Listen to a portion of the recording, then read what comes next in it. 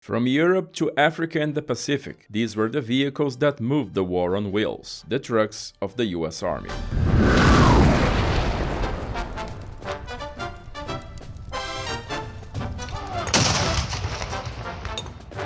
In the mid-1920s, the US Army issued a new classification for motor vehicles known as the G Group. Every vehicle to enter the ranks of the US Army since then was classified receiving a numerical code, starting with the letter G, in a system that was enforced until 1958. In 1939, the Army also created a classification of tractor vehicles by load capacity, and in the following year revised the system into 7 categories, establishing the system that would serve as a standard for Allied forces in World War II: 1/4 ton, 3/4 ton, 1.5 ton, 2.5 tons, 4 tons, 6 tons, and 7.5 tons. Later, as the war effort demanded, even heavier categories would be added. The standard 1/4 ton vehicle, the Willys MB, and the standard 3/4 ton vehicle, the Dodge WC, will be treated in a separate video. Thus, we will deal here only with the heaviest vehicles, consisting of a tractor unit with a bed or semi-trailer, and remembering that this list does not cover all,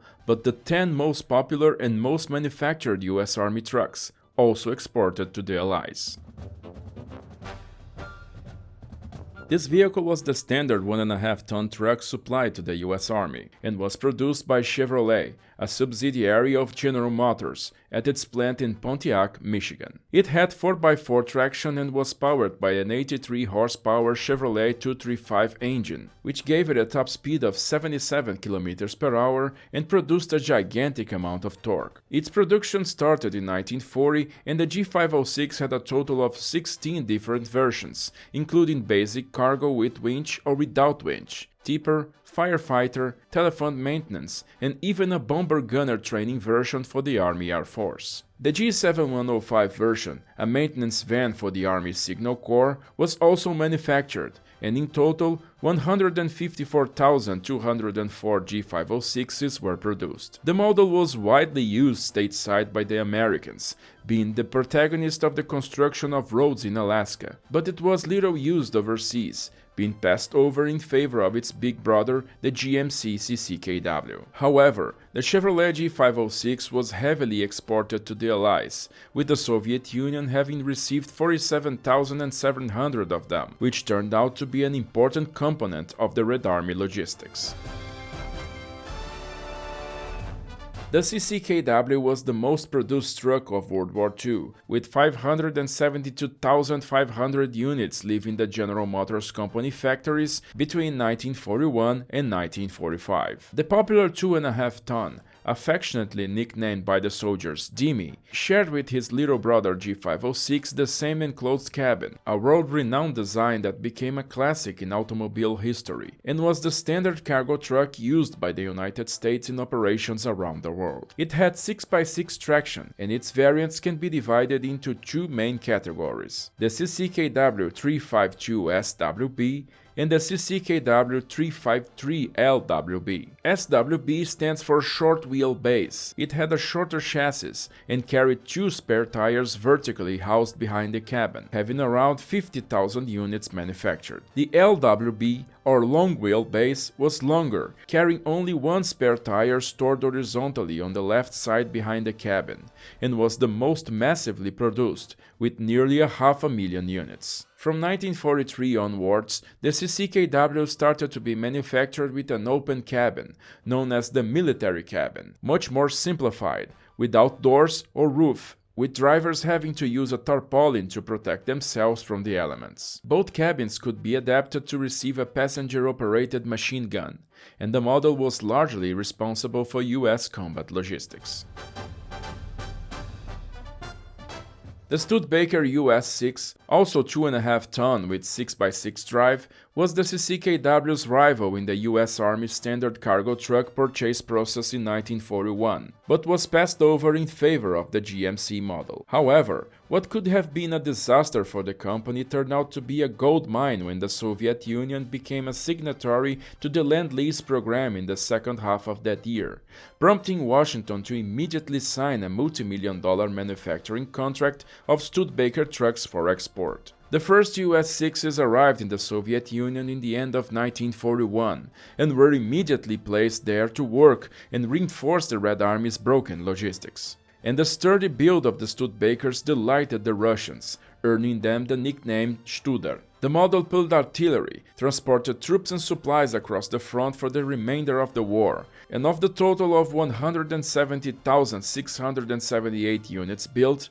152,000 were exported to the Soviet Union, effectively becoming the backbone of Soviet logistics and enabling its rapid sequence of offensives between 1943 and 1945. And it was precisely there that the model would achieve worldwide fame for becoming, from 1943, the standard platform for the BM-13 Katyusha rocket launcher, one of the most effective and destructive weapons in the Red Army's arsenal.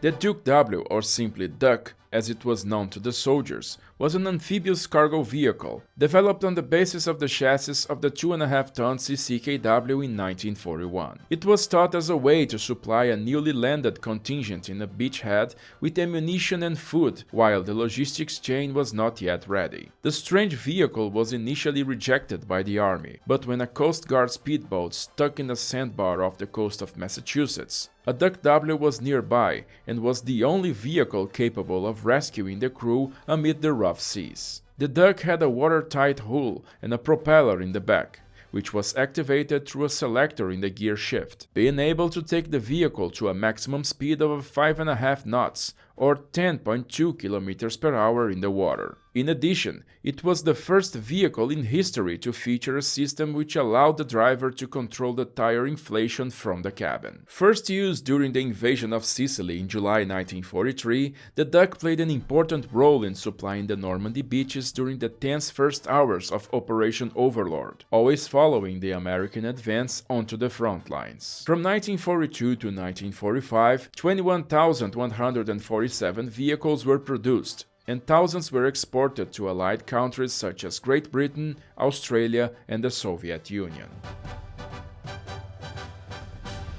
When the US Army consolidated its requirements for tactical trucks that could operate on any terrain, one of the approved categories was 4 tons, a heritage of the 1930s trucks that drew large pieces of artillery. And thinking of a mover for the heavy 155mm howitzer, the Army approved the Model 968 4 tons of the Diamond T Company from Chicago on 1940. The powerful vehicle with 6x6 traction had a 131 horsepower Hercules RXC engine, which gave it a top speed of 60 km per hour. The truck used a 5-speed transmission, with the first gear greatly reduced, and the 5th gear in overdrive, for high-speed use. Initially contemplated as an artillery cargo vehicle, the Diamond T was also used by the US Army Engineering, not only as a cargo truck, but also as a tipper, winch, breed launcher, and asphalt distributor, being frequently present in the construction of airfields on the front line. As of June 1944, Diamonds were also made with open cabins, more practical for use in the field, and the model could be adapted with a ring to mount a 50 cal machine gun. In fact, a quarter of the Diamonds were armed this way. From a total of 30,000 units manufactured up to 1945, more than 2,200 were exported via Lend-Lease to Great Britain, France, and Canada. In 1939, the Army issued a requirement for an all-terrain truck with capacity of 6 tons of cargo to haul anti-aircraft guns, and the Corbett Company from Henderson, North Carolina, which had been selling military trucks since 1917, responded to the call. The company delivered 200 prototypes for testing in 1940, and the following year standardized its Corbett 50S D6 model 6 tons with traction 6x6, a 4-speed gearbox, and a Hercules HXD engine with 202 horsepower, granting the vehicle a top speed of 60 km per hour. With the United States entering into World War II in December 1941, demand for the vehicles far outstripped Corbett's limited industrial capacity, so production of the model was also handed over to manufacturers Brockway of Cortland, New York, 4-Wheel Drive of Clintonville, Wisconsin, Ward LaFrance of Elmira Heights, New York, and White of Cleveland, Ohio. The units delivered by the different manufacturers were virtually identical, although specialized versions were also developed for launching bridges, cranes, firefighting, and fuel tanks. Between 1941 and 1945, a total of 219,882 trucks of this model were made by the 5 factories, and vehicles remained in use until the end of the 1950s. This vehicle originated from an army demand in 1940 for a truck with 6x6 drive, with a maximum capacity of 7.5 tons of cargo, in order to tow the giant 240mm Black Dragon howitzer, the largest and most powerful piece of field artillery used by the Americans in World War II. Towing such a heavy weapon would require an equally impressive machine, and in September 1940, Mack Trucks of Allentown, Pennsylvania won the contract to develop the NO model. In January 1942, the vehicle towed the prototype Black Dragon for the first time, from Bucerus Forges in Wisconsin to Aberdeen Proving Ground in Maryland, a journey of 1,318 kilometers. Production vehicles left the factory in 1943, equipped with a 159 horsepower Mack EY engine, which gave the truck a top speed of just 51 km per hour, but with a tremendous torque power. The NO were initially sent to the Italian front in January 1944, towing the first Black Dragon howitzers into action, firing at German positions surrounding the Anzio bridgehead. The NOs have also seen service in the Pacific, particularly in the fierce battle for the liberation of Manila, the capital of the Philippines, hammering the Japanese stronghold in the center of the city. Until 1945, 2,050 units of the Mack NO were produced by the factory. In 1940, amidst competition for the contract for the Army's new 6-ton truck, Corbett also submitted the prototype of a 10-ton winch, whose high capacity impressed the American generals. But since all of the company's limited industrial capacity would already be fully committed with the cargo truck, the new winch manufacturing was handed over to the Kenworth Motor Truck Company of Seattle, Washington, and Ward LaFrance of New York. The truck was equipped with a Continental 22R engine, which produced a 145 horsepower, reaching a top speed of 72 km per hour. With a 6x6 traction, it had a 5-speed transmission with a heavily reduced first gear, direct in the 4th, and a 5th gear in overdrive. Besides having a body devoted entirely to the main winch that could lift 27 tons, suitable for rescuing armored vehicles like tanks, the M1 had a front winch with 9 tons of capacity. Ward LaFrance started production in 1941, but Kenworth didn't start producing them until 1942. The supply logistics complicated things for Kenworth, as the company was located at the American Northwest, away from the industrial core of the East Coast, leading to only 840 trucks being produced by its plant by the end of the war, of a total of 5,765 M1 produced. In 1940, the British Purchasing Commission in the United States sought suppliers to acquire a new vehicle capable of transporting the heaviest tanks of the time, reaching the Diamond T engineers in Chicago. The company had recently developed a prototype for the US Army, and with some modifications, the 980 model emerged, meeting the demands of the British, who quickly signed an order for 200 units. The Diamond T 980 was a 12-ton carrying vehicle, equipped with a Hercules DFXE diesel engine that produced 185 horsepower, making it one of the very few World War II American vehicles not to use a gasoline engine. The 980 had a great reduced transmission assembly, with only 4 gears developed exclusively for torque, generating a top speed of just 37 km per hour. The first vehicles were delivered to the British in 1942 and quickly demonstrated their capacities in the North African theater of operations, where they repeatedly recovered damaged tanks even under enemy fire. These experiences motivated its adoption by the American Army. Despite poor off-road performance due to its 6x4 traction, the Diamond T 980 was widely used on the front and shipped to all major Allied countries through the Lend-Lease program, having its production ended in 1945 after 6,554 units produced.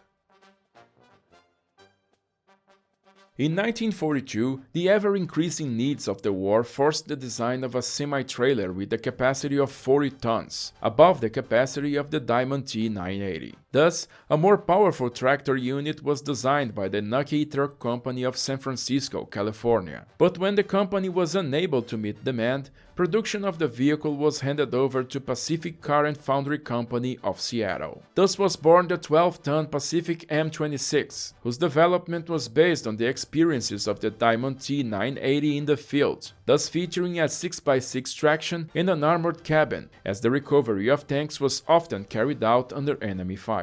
Known to soldiers as the Dragon Wagon, production began in 1943, and the vehicle was equipped with a Hall-Scott gasoline engine that developed 240 horsepower, giving the heavy and powerful ensemble a top speed of 45 km per hour. With a crew of 7 men, the M26 was extensively used in the European theater of operations from 1944, armed with a 50 cal machine gun on the top of the cabin, and by the end of the war, 1,300 units of the Dragon Wagon had been produced. Hey there, I'm glad you followed the video to the end. If you enjoyed this content, please consider subscribing. This channel will have new content for you every week, and I promise you, you will enjoy the next ones.